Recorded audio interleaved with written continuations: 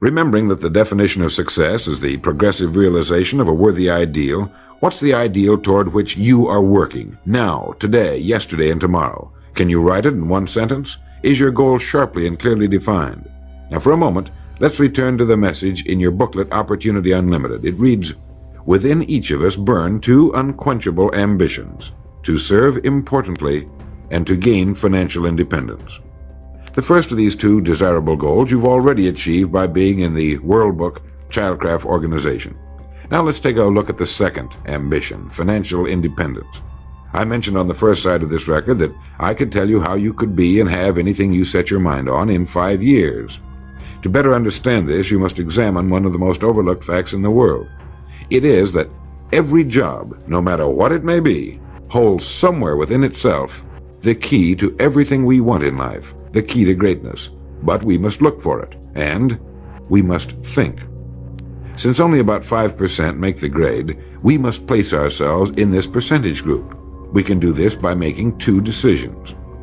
The first is to decide once and for all that this is what you're going to do for a living, that this is going to be your career, since its opportunities are unlimited and it's constantly growing with our dynamic economy and our exploding population.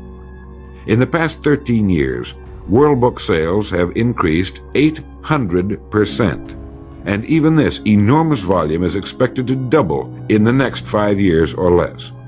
I think you can easily see that by being in this business now, your future is unlimited in this organization, both from a career and economic standpoint.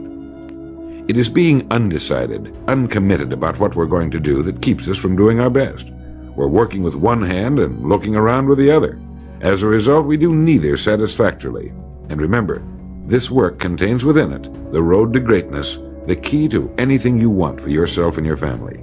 Hundreds of people have already proved this in the last few years, so make the decision once and for all. Once this has been made, you'll feel as though a weight has been lifted from your mind. Perhaps for the first time in your life, you'll know where you are in the world. You know you have a place where you can serve, where you're needed and respected, where what you're doing is important. Once this decision has been made, we come to the second. Decide to become a professional at your business. You see, we can either compete or create. If we compete with all the other people in our line of work, we must be willing to accept the same rewards. If that's what we want, fine. But if we want to become professionals at what we do, then we must create. And when we begin to do this, there's no limit to that which we can achieve. We hear a lot these days about a word called security. Everyone wants security, but not 1 in 10 can tell you what it is. Most people will tell you that security rests with a job. This is impossible. There is no such thing as a job that represents security. Anyone with a job can lose it for any one of 1,000 reasons at any time. Those people I saw back in 1933, demoralized and afraid, thought that a job represented security. And when it had been taken from them, they had lost everything. They found themselves lost in a world they didn't understand. No, a job cannot represent security. There is only one place on earth you can find security, and if it isn't there, it isn't anywhere. It's inside of a person, never outside. If a man has security inside, where it belongs, his wife and children can feel it when he sits down to eat with them, and they're warmed by it. If a man has security inside where it belongs, you can see it walking down the street, and you can feel it when he enters a room. That's security, and you can't take it away from him. You can take away his money, his home, everything but a wife who's willing to start over, and most of them are, and drop him anywhere in the country. Go back in a year and he'll be doing just as well as when you found him the first time.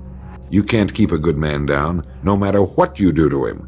Like cream on milk. You can shake it all day, but just set it down for a while and it'll bounce right to the top again.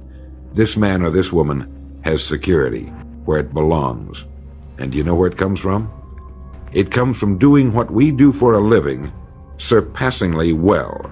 It comes from being a pro in a world of amateurs.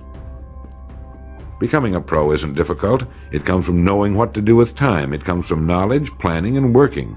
First, knowledge.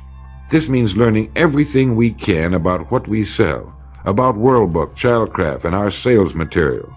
Learning everything we can about people, since that's who we sell, and learning everything we can about selling, since that's our profession. what we sell, who we sell, and how to sell. Those 3 subjects would fill a large library, but we can take things one at a time, and by devoting an hour a day to study, we can become outstanding professionals in 5 years or less. And it's the professionals in this business who can write their own tickets, good times or bad. They can live where they choose, and being professionals, work when they choose. Second, planning. This means writing down the specific goal we're now working toward. It means writing in detail about the first port of call we want to reach, realizing that we can only reach one at a time. It means selecting the income we feel will represent financial independence to us. Once this has been selected, we know exactly what we must do in order to reach it. As soon as our first goal has been reached, we can set a new one.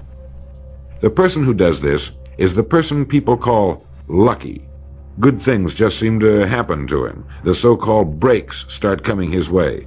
But it's a result of planning and working positively that attracts the good things to us. I can't emphasize too much the importance of describing your goal in detail. If it's a beautiful new home, get the actual plans, or at least an elevation drawing of the home, and carry it with you so that you can look at it regularly. If it's a certain amount of money, write down the specific amount for the coming year to the penny, and then work your plan. Whatever your goal may be, write it down in detail. Then you're like this ship. You're on course, and you'll reach more successful ports in a few years than most men do in a lifetime. And third, working. Working more than the average, if we're going to achieve more than average results, is necessary, of course. But with proper planning and with knowledge, it seems easy. Moreover, to work, we need energy, and energy is inextricably linked to desire. Unless we have a desire to do a certain thing, we find ourselves without the energy. But you will never find desire without energy. Once our goal has been crystallized in our minds and we realize that we become what we think about, our doubts vanish as to whether or not we can achieve our desired ends, and with the picture of our dream in our mind, we have abundant energy. Let me quote from William James' essay on vital reserves. Compared with what we ought to be, we're only half awake. Our fires are damped. Our drafts are checked. We're making use of only a small part of our possible mental and physical resources. Stating the thing broadly, the human individual thus lives usually far within his limits. He possesses powers of various sorts which he habitually fails to use. He energizes below his maximum, and he behaves below his optimum. And then he wrote, "Excitements, ideas, and efforts, in a word, are what carry us over the dam." He goes on in this excellent essay to point out that we have deep reservoirs of abundant energy that we habitually fail to use, and that by pushing past the first false feeling of fatigue, we will find an exhilarating second wind that will take us to our goals. This is why in studying the lives of the world's great men and women, we find they seem to be indefatigable. Work meant nothing to them, because what they were doing, where they were going, filled their entire worlds. Frequently, people find it difficult to establish a goal toward which to work. Realizing that we cannot be successful without a goal, here's a good way to solve the problem. Get off by yourself and where you can think without being disturbed. Then write on a sheet of paper a complete description of the person you would like to be and the things, in being this person, you would have. Once this has been done, start acting the part of the person you wish to become. Carry as often as you can a clear mental image of the person you want to be and begin to be that person. Soon this will become so knit with habit it will lead you without fail to the goal you seek.